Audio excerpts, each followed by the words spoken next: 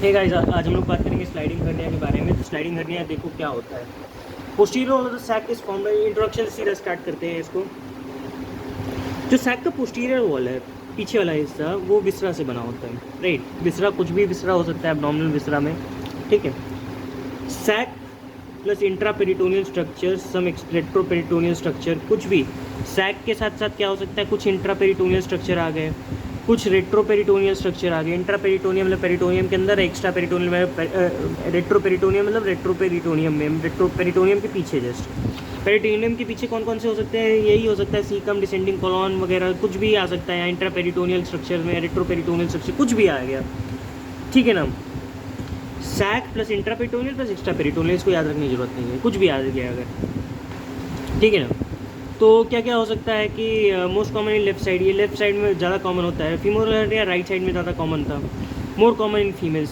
Femoral hernia की comparison में sliding hernia और फीमोरल हर्निया हम लोग पढ़ सकते हैं। तो ये मेल्स में कॉमन होता है स्लाइडिंग हर्निया, वो फीमेल्स में कॉमन था। मोस्ट कॉमन कंटेंट यहाँ पे सिग्मोइड कोलोन होता है, ठीक है। ये याद रखना है कि sigmoid colon is most common content in sliding hernia, ठीक है। Right side most common content is caecum, ठीक है ना। अब जैसे कि अब तुमसे पूछे सिग्मोइड कोलोन, तो चलो लेफ्ट साइड का हो गया। ओवरऑल मोस्ट कॉमन साइड कौन सा होता है कि जो स्लाइडिंग हर्निया क्रॉस करा दे, तो वो होता है तुम्हारा सिग्मोइड कोलोन। लेकिन अगर हम लोग राइट साइड की बात करें कि राइट साइड में सबसे ज़्यादा कॉमन कंटेंट कौन सा है जो कि स्लाइडिंग हर्निया करा सकता है, वो है सीकम, राइट। सर्जरी क्या है, we open sac as fundus, fundus पे सैक ओपन करो, increase chances of injury to viscera. Fundus most prominent हिस्सा है, वहाँ पे सैक को ओपन करो, चांसेस ऑफ इंजरी रहेंगे। विसरा को bowel injury due to during ligation of sac, तो यहाँ पे चांसेस जो है बढ़ जाएंगे इंजरी के टू विसरा, जो है यहाँ पे चांसेस ऑफ इंजरी टू विसरा जब ज़्यादा हो जाएगा कि हाँ भाई इंजरी के चांसेस हैं यहाँ पे। और during ligation of sac, during ligation of sac increase chances of injury to viscera, viscera के इंजर्ड होने के चांसेस बहुत ज़्यादा हैं ड्यूरिंग लाइगेशन ऑफ सैक के दौरान, right. Posterior dissection should not be done, posterior dissection हमें नहीं करनी चाहिए to prevent injury to retroperitoneal organs.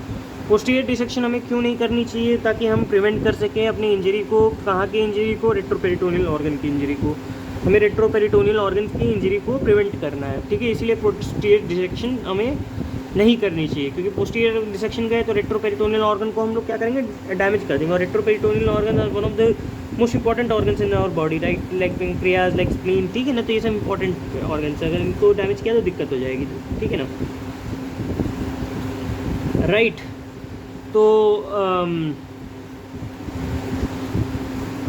Management क्या कर सकते हैं, sac along the content is reduce back, तो सैक को हम लोग जो कंटेंट के साथ इसको रिड्यूस कर सकते हैं, राइट। और रिपेयर द डिफेक्ट, और डिफेक्ट को रिपेयर कर सकते हैं। अगर सैक आया कंटेंट के साथ तो कंटेंट को पहले रिड्यूस कर दो और रिपेयर डिफेक्ट को रिपेयर कर दो। कंटेंट को रिड्यूस करना है, रिपेयर करना है डिफेक्ट को, ठीक है ना। ये चीज़ें होनी चाहिए। स्लाइडिंग हर्निया आई गेस आपको समझ में आया होगा। मिलते हैं आपसे नेक्स्ट वीडियो में, तक ले पाए।